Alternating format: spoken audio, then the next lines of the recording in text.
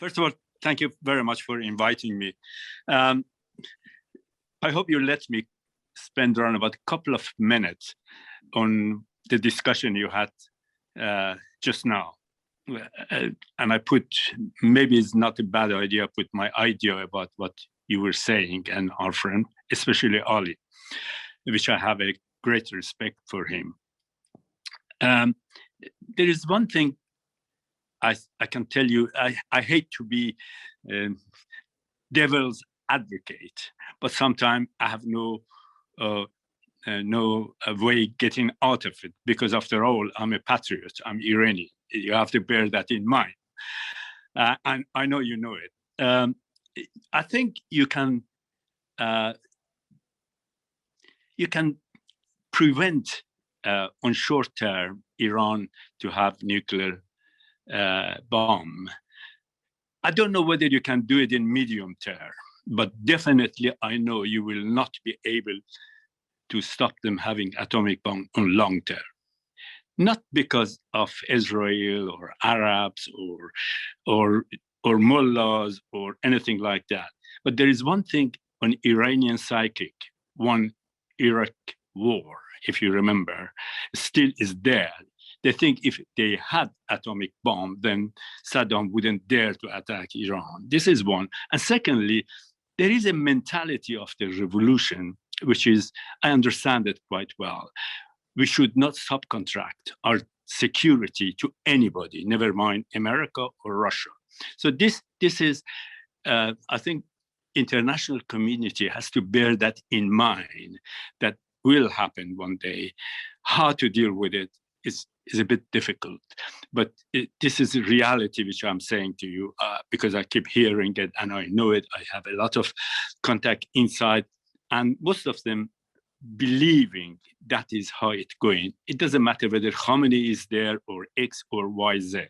So I hope I've made my view about nuclear deal as it is clear to you. I hope you will find short term. In short term, I think with a bit of carrot, you will manage it, because as Goldberg was saying about Iranian economy is in dire shape. And not only the reserves, everything is built, and employment, you name it. I mean, there is so much difficulty, which is not only due to sanction, but the problem is they can survive longer and longer. They have learned in the last 4 years how to survive. That has to be bear in mind as well. And historically, Iranian are people of survival. They always survive in bad condition. So that is my view about what you were discussing. I'm glad you let me speak about it. But there is another process in Iran, which is definitely international community has to take notice of it. I think sanction has had a big effect on it. Despite I being against the sanction, the reason was once you make Iranian people poor, there is no chance of uprising in Iran. That has always been my view and it still is today. But sanction had one big effect, and that is, okay, if the sanction continue, what we have to do, that is very important thing. So I think in certain circle in Iranian regime, even among the ordinary people, Iranian regime has to go through a transformation. Transformation in a sense that they have to change the framework of the regime. And every day you hear it. In actual fact, when you listen to the election campaign in Iran, you can see it. And there are a lot of noises inside Iran that maybe we need a military government in Iran, with the help of the technocrat, they build up a new Iran. That has happened in Iranian history quite a few times. When the country gets to this situation, there are a lot of people, a minority get together, no, we can't stand this one, and try to save the country. I think we get in there. But Khamenei knows that as well. And there are a rumor that, although I know for fact that I hope I know it before Khamenei decide who is going to next Iranian president, but he hasn't made up his mind, and that's in my mind depend in the next couple of months negotiation in Vienna. If it goes smoothly the way people like Zarif and Rouhani want, then you might not get a military government. But most probably, by military government, I mean somebody from army or somebody from Pastaran become president.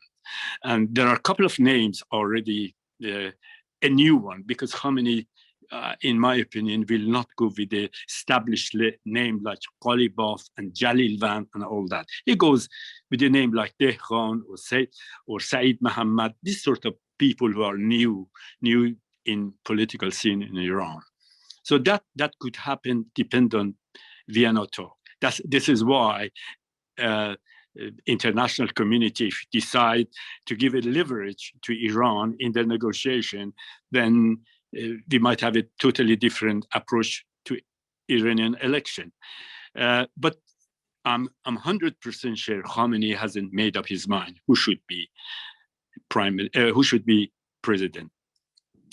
And there is another problem inside Iran that you refer to it, and this file or oral history that a couple of nights ago was exposed, and practically everybody knows about it. It's about 7 hours. I listened to all of it, which is amazing.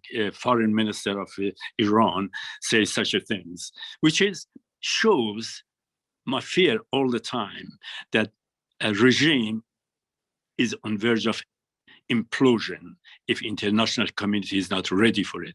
Implosion in Iran will be a chaos, which is nobody can control it, even if, say, foreign country decided, okay, this is time to send our troop inside Iran, like Afghanistan. I don't think they can do that. But this shows there are a lot of ways that future of Iran can be better. Because after all, Zarif is a personality been in there for the last 40 years, from the time he was 19 years old, up to now that Iran was 65 years old. And he fears one thing, that our dependence on Russia is not that brilliant, and on longer term will not be accepted by Iranian people, because I don't need to tell the panel that Russia is a long distance enemy of Iran. Due to historically, you cannot avoid that one. So there is no love affair between Iranian people and Russia. Therefore, that is why he said one word. He said only one word about Russia, and that was sufficient to make worry Pastaran about it, because Pastaran most probably rely on the help from Russia in case of anything happening. So Zarif knew how to hit them, and he did it very well, because he knows Iranian hate. I can't use the word hate, but dislike Russian policy inside Iran. And he clearly indicated we should not go along that, and we have to go back and negotiate with America and have a better relation with America. And that should be our future. That is the view of Zarif and Rouhani. Rouhani always was there, but Zarif has come to that. I don't know whether what will happen to Zarif is a very, very complicated issue, because it depends on Khamenei. Khamenei might like this idea, because if he really wants to transfer Iran, the regime, so this can be a beginning of that. And unfortunately, there is another problem inside Iran. There is this apathy of voting. Opposition has succeeded in persuading Iranian people. What's the use of keep going to election and voting? You choosing between bad and worse. We never get any improvement in our international relation. Our economy is dead, and unemployment is 8 million, 9 million, 10 million, God knows, and we have around about 35 million under red level of income, and on top of that, 8 million people have left Iran.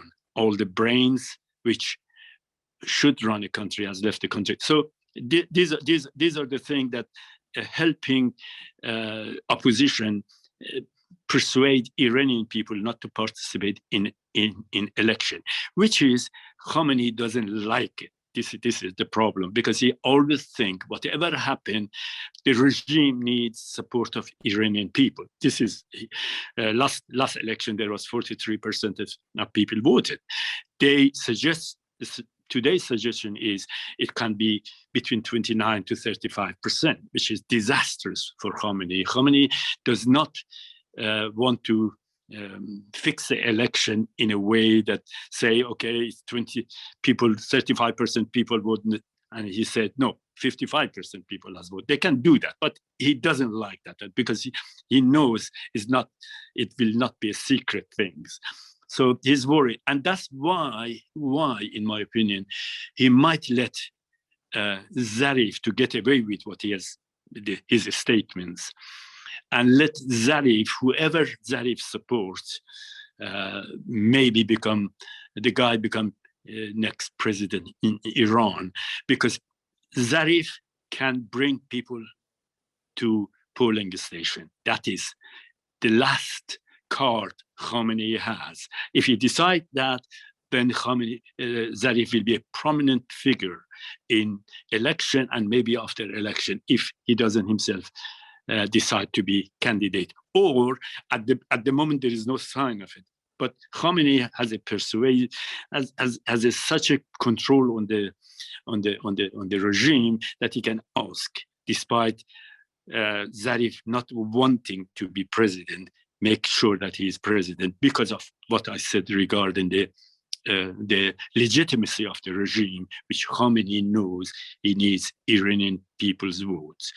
That is definite. And secondly, about how they're going to approach the nuclear deal, I believe, and the information I have, which is not as good as the first part of the Barjam, but in the second part of Barjam, I think they can settle with such a thing around about 1.5 to 2 million barrel a day to sell oil and get the money back. Because on that basis, they can rebuild their economy to some extent and rebuild their reserves. And I am not going along the way that a lot of commentators believes that they're going to continue with their malign activity in Middle East, which they don't call it malign. They call it a part of their revolution in Islamic world. So that is a chance, I think, at the first stage, they will accept to stop so-called malign activity. And that could be beginning of a new phase in foreign policy of Iran. For example, negotiation with Saudi Arabia is going quite well, because Saudi Arabia has a problem on a long term with Iran. They cannot ignore Iran. They know how effective they are among the Shia in the Middle East. Nobody should underestimate that one. It's not only their war or but they are influential, and Iraq totally is in their control when you think about it. Therefore, that is one thing which is panel or international community has to consider, that opening the way Iran to start negotiating with the Persian Gulf states is a way forward. And the regime wants, if people like Zarif, Rouhani, or somebody like Dehkhan, if he become, I think he's a dark horse in the election. And you might get him as president, because he is, one good thing about Dehkhan, just for your information, he's not corrupt financially. He might have rebuilt Hezbollah, or he's done something in South America and all that. I understand that one, but he is not financially corrupt, and that's a big big point in the coming election. So he will go along that one, because I saw an interview from him, which is very important. I got a couple of contact with some of his advisors.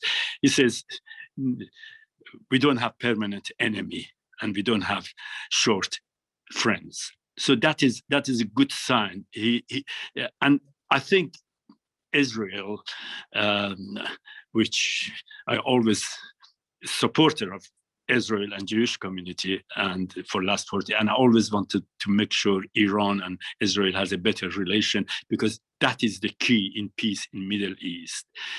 And that is, in my mind, very important, that people in Israel start thinking about what will happen if a military man really take control of the presidency. That means every single institution in Iran become one. That means from Pasaran, from parliament, from everywhere else. So you get a unity government, and that's, I think, you can deal better with it.